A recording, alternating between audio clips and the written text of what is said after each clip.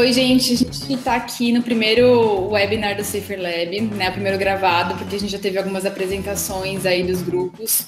Estou com 3 convidados super incríveis que vão ajudar a gente a entender o tema desse primeiro encontro aqui, que é governança na internet, né? Esse nome é meio difícil e esquisito, mas é basicamente entender quem que manda na internet, quem são os donos da internet, quais são as regras e como que isso funciona. E para entender isso, a gente está com o Thiago Tavares, que é presidente da Safernet. A gente está com a Kimberly Anastácio, que é mestre em Ciência Política na Universidade de Brasília. E com a Cindineia Castanhede, que é estudante do curso de Direito da UFMA. A gente tem algumas perguntas aqui para eles, mas primeiro eu queria que cada um se apresentasse, contasse um pouco como é que vocês vieram parar aqui. Meu nome é Cindineia Castanhede, eu sou estudante do 4º período do curso de Direito da UFMA. E eu comecei a me envolver com as atividades de governança durante o período do ensino médio, mas ainda sem entender o que significava a governança. Eu trabalhava com alguns projetos voluntários de educação digital, e quando eu entrei no curso de Direito, eu conheci o projeto do Youth IDF e fui bolsista para participar do programa do IDF no México e também na Suíça. E junto a essa formação foi que eu conheci melhor como se organiza a governança da internet e entendi que eu já estava participando dessa construção, mas sem entender qual era o meu espaço. E foi a partir daí, do contato com os participantes, da formação que nós tivemos e da própria participação nos eventos, assim também como no Fórum Brasileiro, que eu tive uma melhor completude do que estava acontecendo e de como eu poderia atuar isso dentro da minha universidade. Então, a partir desse contato, eu comecei a trabalhar com governança da internet dentro do grupo de pesquisa, no curso de Direito. Então, atualmente, a gente foca na área de proteção do direito da criança online, e isso tem sido se expandido, convidando estudantes de outros cursos para participar e também para se engajar nessa discussão. Agora a gente está com um novo núcleo, que é de internet e saúde, tentando compreender como a gente pode alinhar essas discussões e engajar a comunidade que está próximo à universidade, que é uma dificuldade que a gente tem em perceber que onde o centro de ensino está localizado, muitas vezes as pessoas não são impactadas por esse conhecimento. Então, foi basicamente isso. A partir desse projeto, eu conheci também várias outras iniciativas dentro da área da governança da internet que foram iniciadas por pessoas que começaram a compreender essa importância, como as atividades do SaferNet, e também vários projetos que foram iniciados pelos próprios participantes e bolsistas do IDF. Então, é nessa construção que a gente tenta trabalhar junto e cada um tentar gerar um impacto social mais abrangente possível. Kim, e você? Como é que você veio parar aqui? Bom, eu sou mestre em Ciência Política na Universidade de Brasília e na universidade eu já estava trabalhando com temas de governança da internet desde a graduação. Então, o meu primeiro contato assim, com esse universo de governança da internet foi por causa do Comitê Gestor da Internet no Brasil, que foi o foco da minha monografia, também em Ciência Política na UNB. E aí, a partir desse meu estudo, eu comecei a entender que tinham vários espaços no Brasil e fora do Brasil para engajamento em relação a questões de governança da internet. E aí eu consegui também uma bolsa no programa Youth e a partir daí meu engajamento com a questão da internet só aumentou. Então eu comecei a trabalhar durante um tempo para a Coding Rights, que é uma organização que lida com defesa de direitos humanos na internet. Hoje eu estou trabalhando na diretoria de análise de políticas públicas da FGV.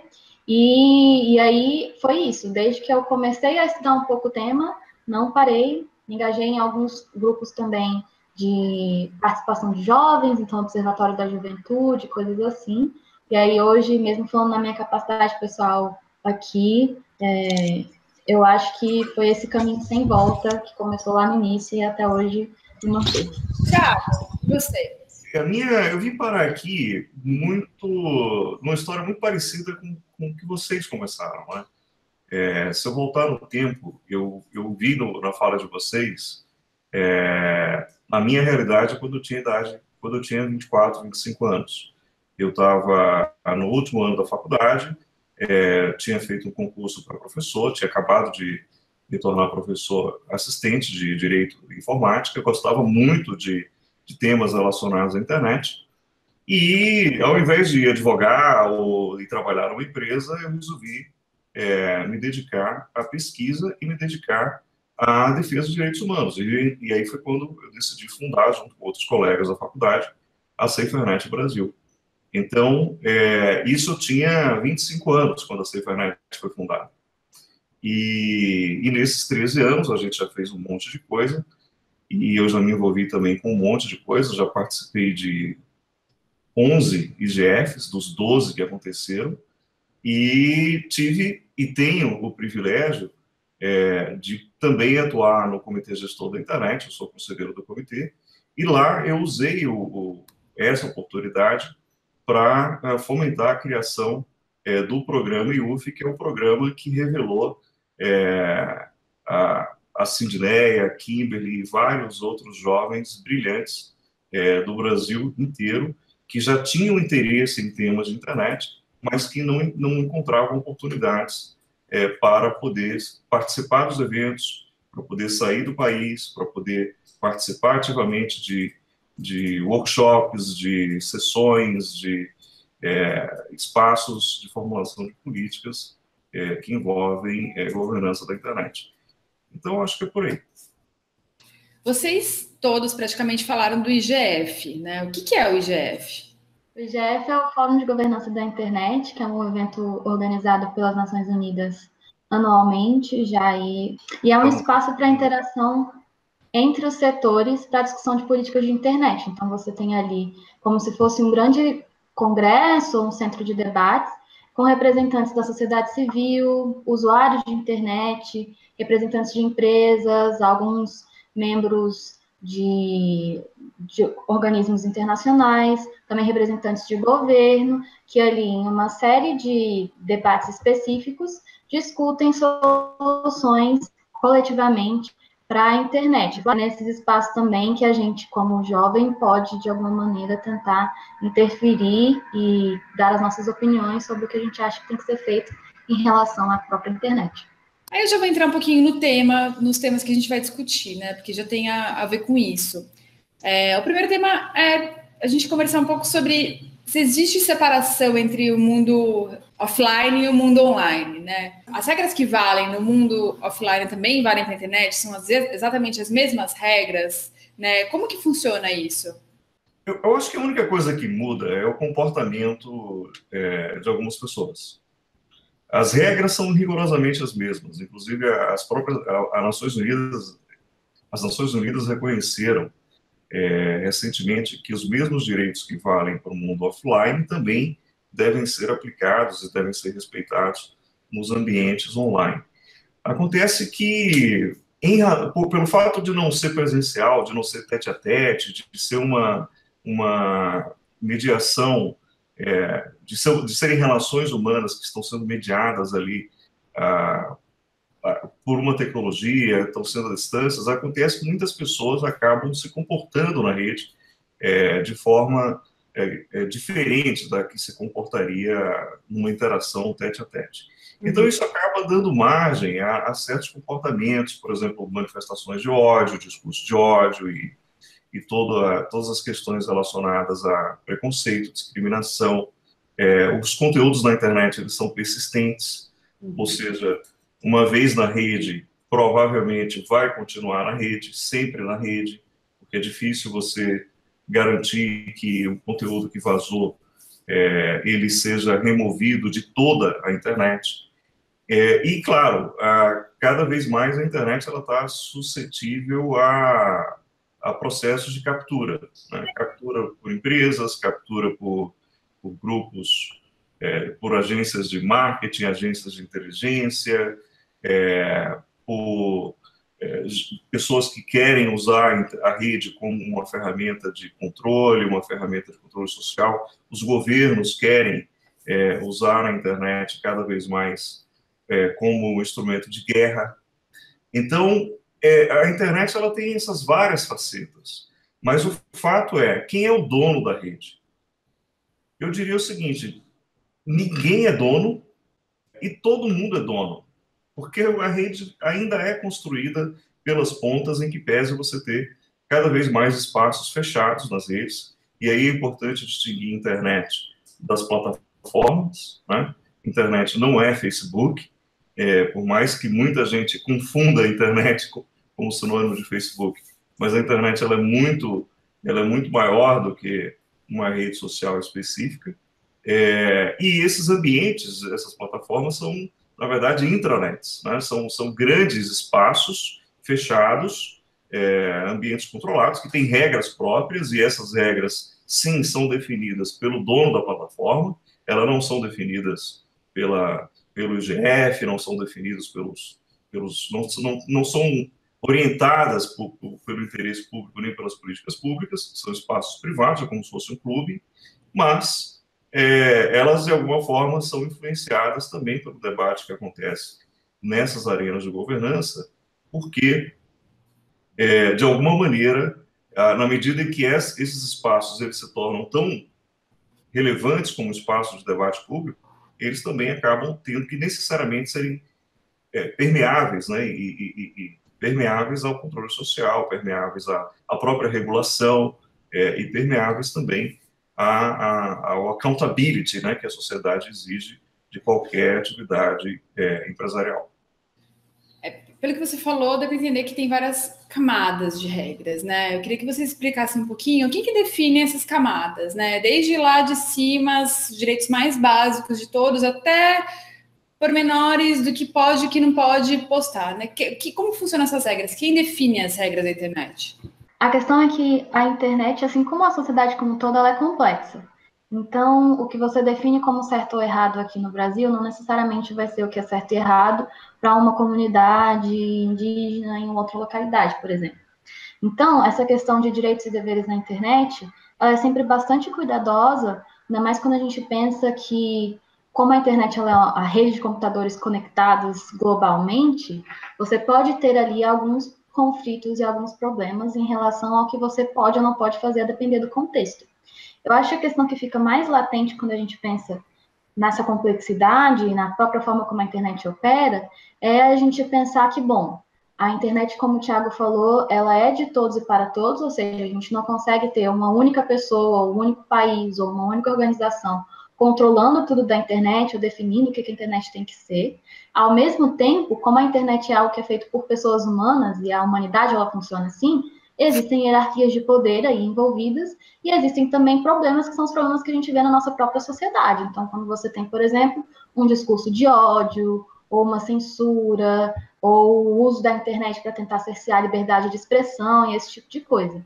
Aí o X da questão, eu acho que tem muito a ver com a própria pergunta que você fez. Então, como é que a gente define essas camadas do que você pode, o que você não pode fazer, o que é um direito de internet, o que não é. E eu acho que a resposta ela passa justamente pela forma como a internet ela foi pensada inicialmente, que é essa questão de você ter uma rede coletiva, feita coletivamente por todo mundo. Então, eu acho que o primeiro ponto é a gente reconhecer a internet como essa coisa coletiva. B, a gente reconhecer que apesar dela ser coletiva em seu ideal, existem alguns problemas aí que envolvem disputas de poder e os problemas que a gente enfrenta na sociedade dentro da internet, preconceito, discurso de ódio, etc. E C, a gente voltar para o primeiro ponto e lembrar, bom, se a internet ela é coletiva e ela tem problemas, a gente precisa endereçar esses problemas coletivamente, tentar criar soluções que sejam ideais, o mais ideais possíveis para todo mundo, tendo em vista as diferenças culturais, a proteção dos direitos em todos os locais, acima de todas as coisas. E como é que a gente garante essa governança, né, essa determinação das regras e funcionamentos de uma forma que contemple toda essa complexidade, né, todos esses diferentes papéis e setores e governos e culturas? Como que a gente consegue abarcar todas essas vontades e interesses dentro de um conjunto de regras ou vários conjuntos de regras? Eu acredito que o Thiago está muito engajado para poder falar sobre isso, mas uma coisa que também refere à fala da Kim, que eu acredito que foca bastante no que é reconhecer essa coletividade, é justamente entender que participando da internet, participando desse grupo, que como eu conheci, como acho que muitas pessoas na minha faixa etária conheceram, estudando como uma aldeia global, como uma forma de conectar pessoas, inclui também fazer algumas abdicações. E eu acredito que o X realmente é que nem todo mundo está ciente das abdicações que está fazendo para poder fazer parte da internet. nem todo mundo está ciente das formas de exposição ou daquilo que você está concordando para fazer parte de uma rede social, para fazer parte de um coletivo, para poder ser um indivíduo participante naquilo. E reconhecer essas regras e esse conjunto de regras também tem muito da simplicidade em conhecer aquilo que você está aderindo. É uma coisa que a gente tem falado muito ultimamente, o quanto os termos de compromisso, independentemente da rede social ou daquilo que você está concordando em participar dentro do âmbito da internet, são coisas que nem sempre são claras para a maior parte dos participantes que estão aderindo àquilo. Então, acho que o próprio conhecimento da governança da internet, ele jaz numa questão do conhecimento da rede como um todo, mas não exatamente das formas técnicas ou daquilo que nós imaginamos que não é o controle de quem usa, mas de quem faz. Mas o reconhecimento que estar dentro desse grupo também é fazer parte da internet, também é fazer parte dessa sociedade conectada, dessa aldeia global, que foi a forma como nós conhecemos. Então, o que nós estamos abdicando para fazer parte, o que nós conhecemos sobre essa rede e o que nos é dito sobre as informações que nós recebemos ou sobre a exposição que nós estamos nos submetendo participando de algum grupo ou não. E essa é uma discussão que cada vez mais tem se tornado distante, no sentido de que nós acreditamos que não é algo que possa ser tangível. Por que discutir isso se eu não vou poder mudar essas regras? Por que discutir isso se os termos dos compromissos vão ser os mesmos para todos? Mas, na verdade, não é simplesmente a mudança, mas o entendimento dele, que é a forma como eu compreendo isso. E quanto mais cedo nós temos pessoas participando da internet, expostas nesse conteúdo e tendo informações e também, de certa forma, promovendo informações nesse ambiente, mais significativo se torna a importância de ter esse conhecimento e, de certa forma, estar ciente daquilo que você está concordando em fazer.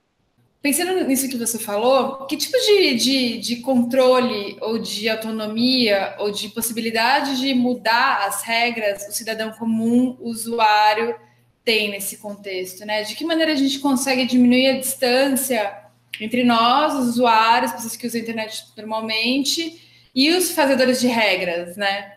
Eu acho que essa pergunta ela tem vários níveis de resposta, porque as possibilidades de atuação são várias a depender do tempo que você dispõe, do seu interesse pessoal, de qual é o seu objetivo com tudo isso. Porque, por exemplo, uma das formas que a gente tem de se engajar e tentar alterar as regras é através dos próprios espaços já criados para discussão de políticas da internet. Então, você tem o IGF, você tem no Brasil o Fórum de Governança da Internet, você tem as audiências públicas que são feitas dentro do Senado, na Câmara dos Deputados, sobre temas de internet.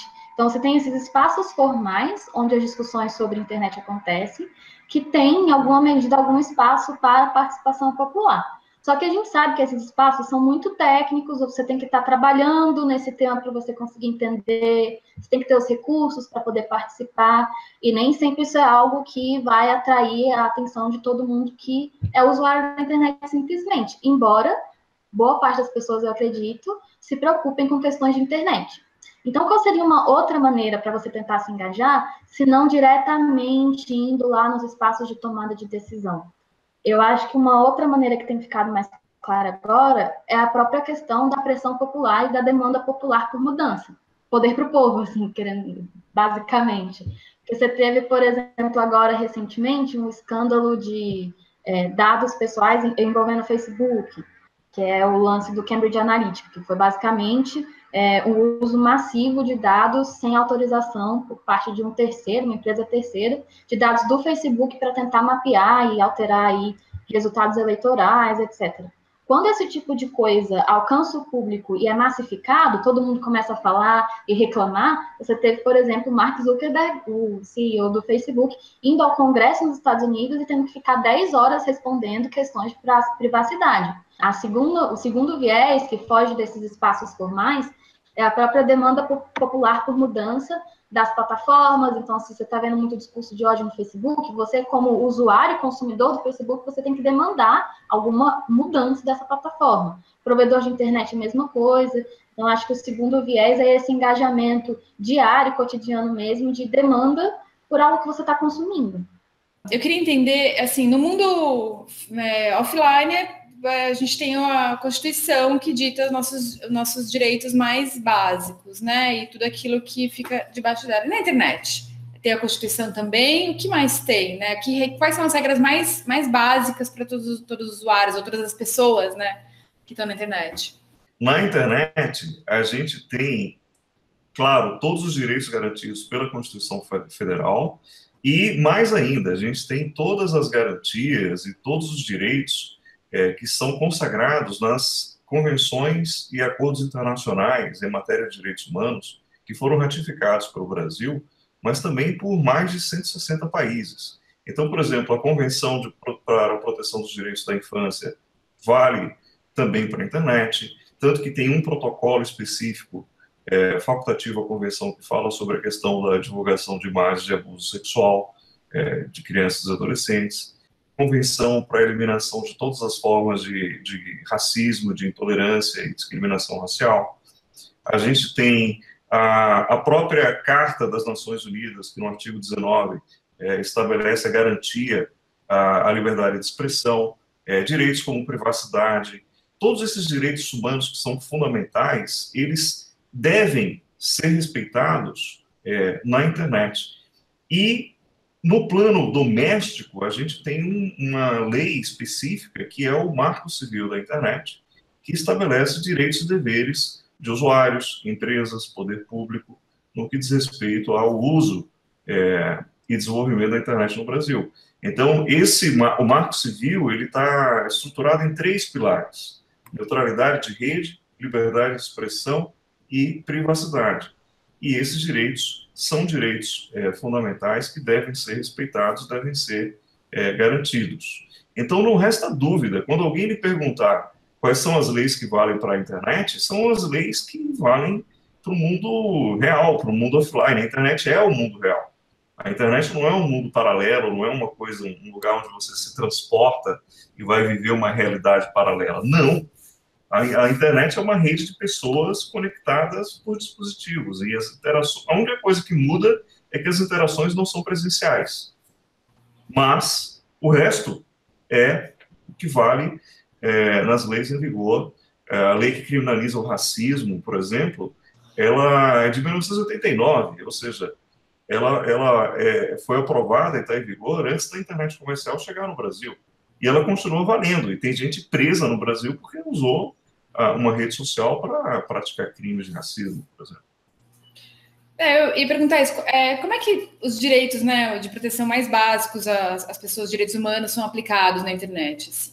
Tem alguma diferença em relação à aplicação deles no mundo offline ou não? Né? Ou quais são os desafios de aplicar esses direitos, essas regras mais básicas no ambiente online? Bem, isso precisa estar refletido também na maneira com que a própria internet, as plataformas e os serviços da rede são oferecidos.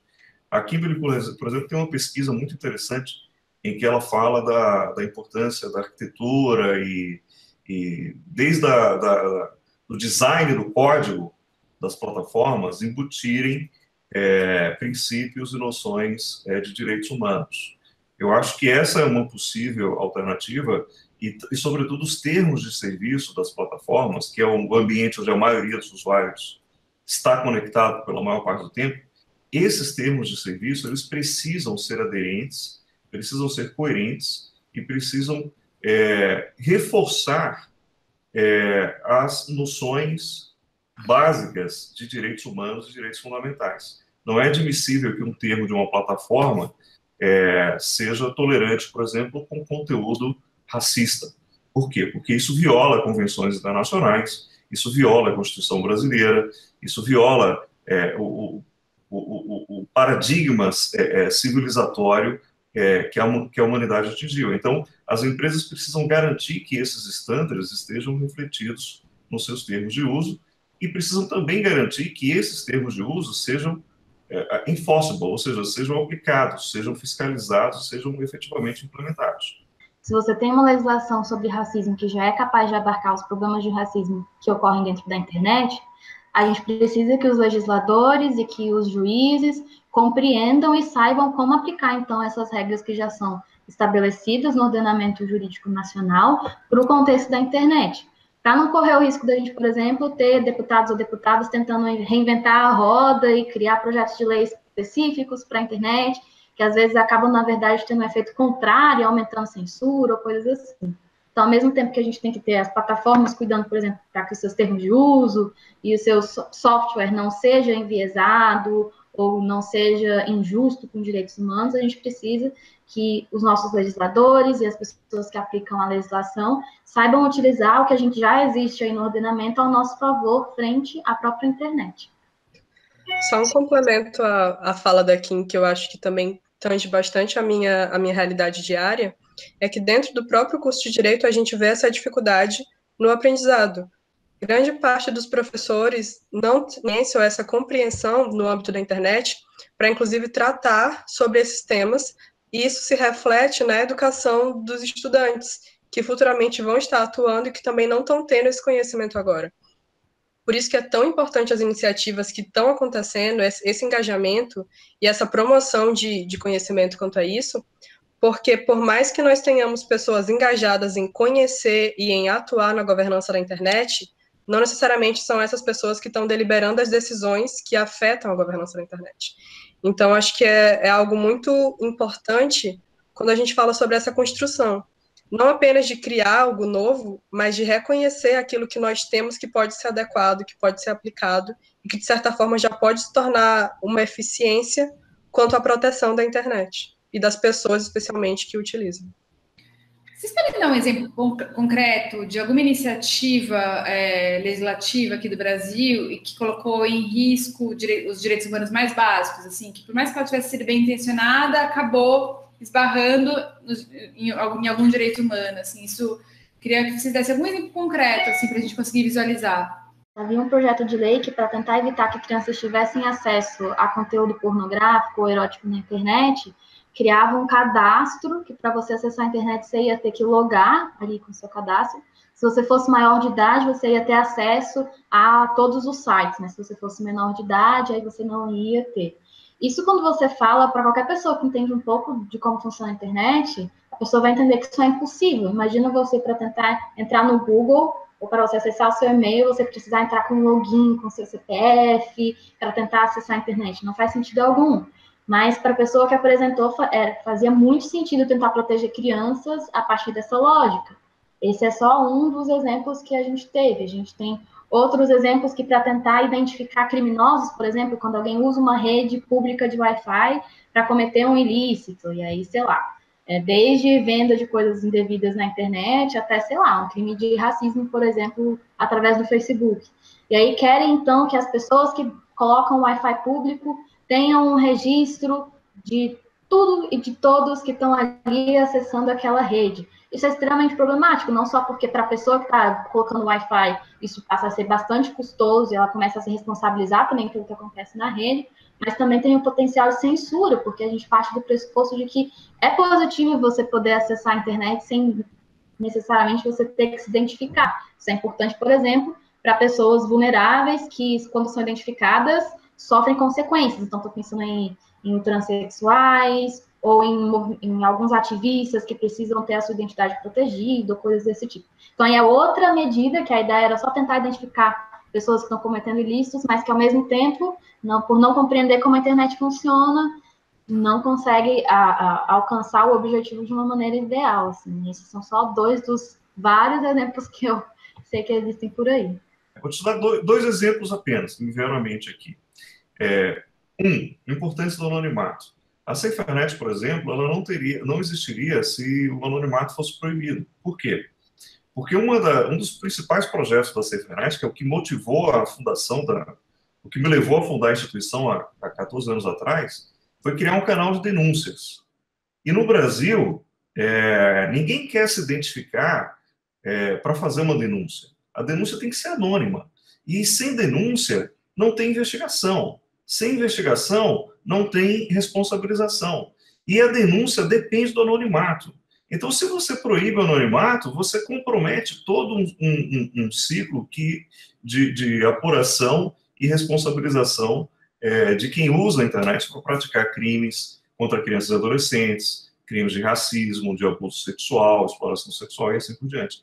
E o outro exemplo que me veio à mente de projeto de lei recente é esse debate sobre fake news. Tem um debate agora acontecendo no Congresso, projeto de lei que está tramitando hoje, e que quer punir quem compartilhar fake news pelo WhatsApp, no grupo da família, e assim por diante. Agora, imagine você, num país com problemas estruturais de educação que a gente tem, com baixíssimos índices de media literacy, com uma população de mais de 200 milhões de habitantes, de todas as faixas etárias, não é? Com um índice de exclusão digital ainda muito elevado, porque 60 milhões de brasileiros não têm acesso regular à internet.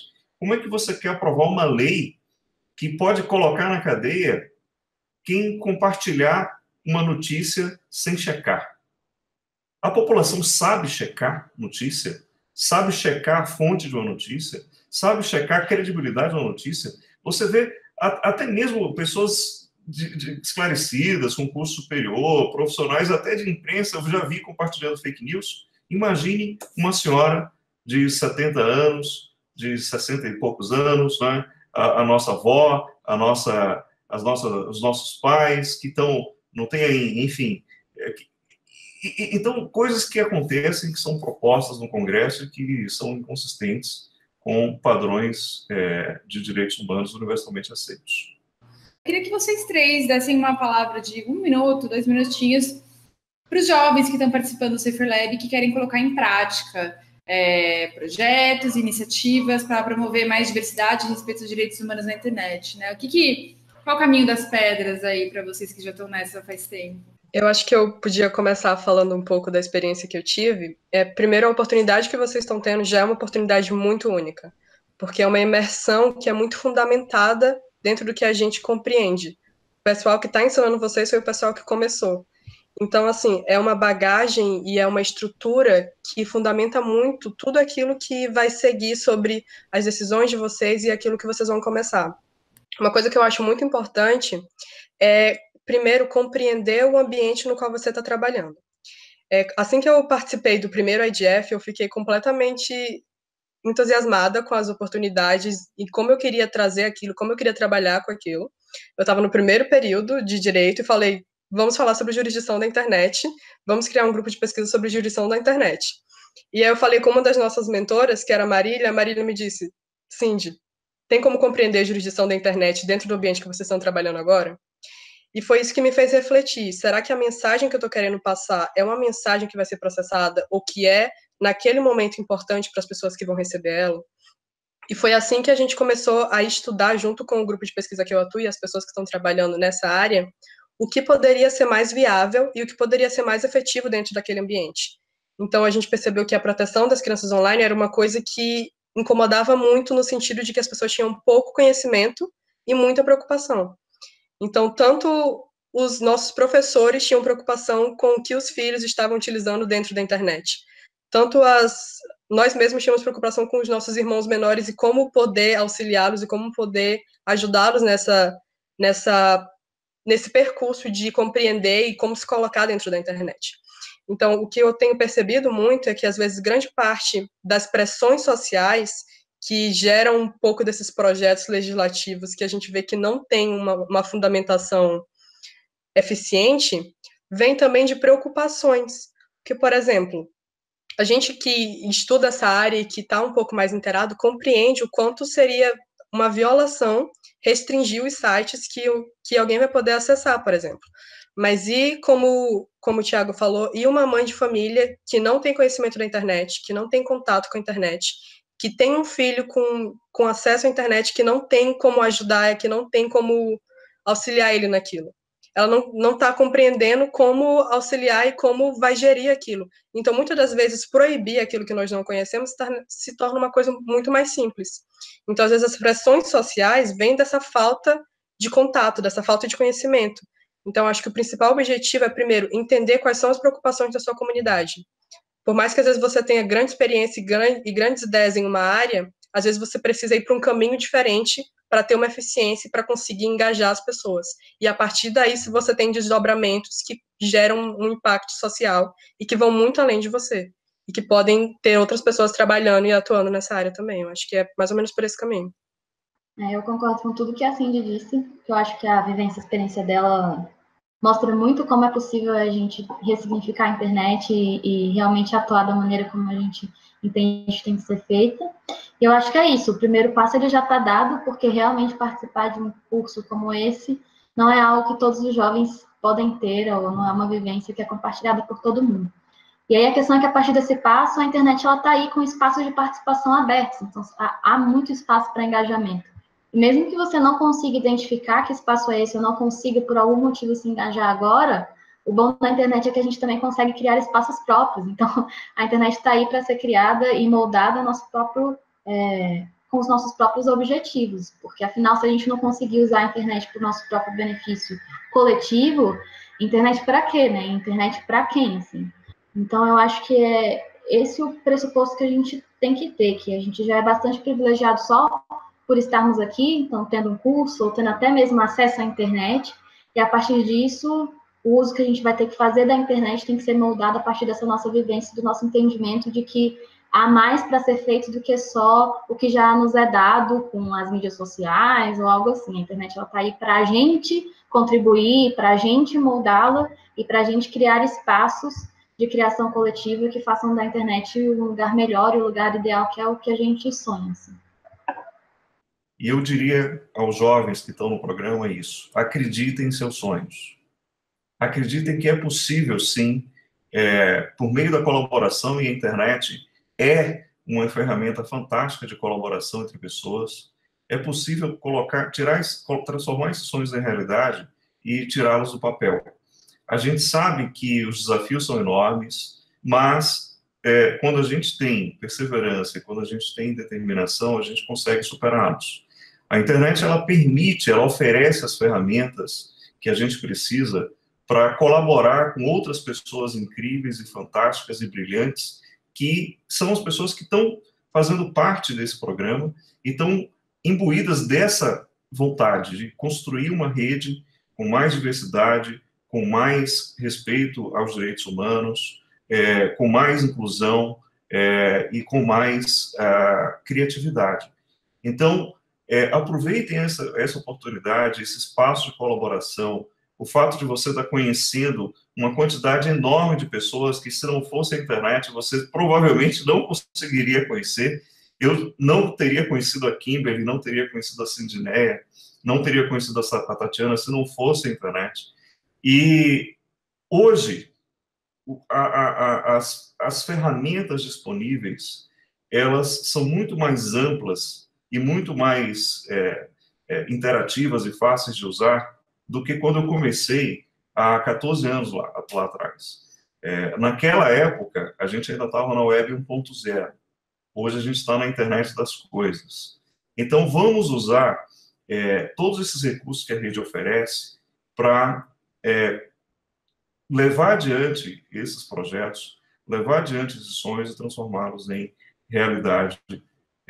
Essa é a mensagem que eu diria, e se inspirem nessas mulheres incríveis que estão tocando e estão dando o testemunho e estão por trás também do Safer Lab, porque é essa imagem e é essa mensagem que a gente quer provar que é possível, sim, construir uma nova internet a partir de novas bases e a partir de novos olhares e novas vivências e novas experiências. Seja em São Paulo, seja em Brasília, seja aqui em Salvador, seja em São Luís do Maranhão, juntos, pela rede, a gente consegue somar esforços e fazer a diferença.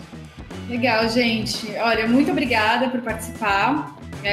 Acho que a discussão foi super rica e ela não termina aqui, né? A ideia é que a gente continue discutindo esses tópicos depois, no grupo, por e-mail, enfim, estamos todos abertos aqui no Safer Lab para continuar essas conversas mais para frente, porque é muito tema para pouco tempo.